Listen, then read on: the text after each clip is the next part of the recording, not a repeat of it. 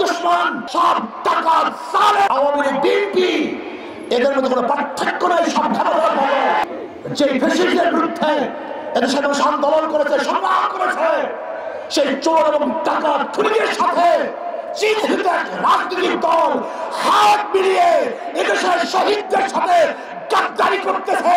এদেশের ওরা এদেশের মানুষের পাগল নয়, জনগণের ভক্তদের মধ্যে নাই।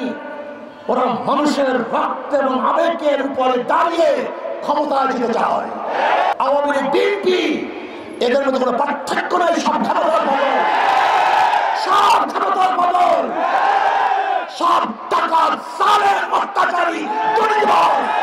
অন্তর্বর্তীকালীন সরকারকে বলবো, আন্দোলন করেছি আমরা, জীবন দিয়েছি আমরা, রক্ত দিয়েছি আমরা, জীবনের মায়া ত্যাগ করে রাস্তায় নেমেছিলাম আমরা।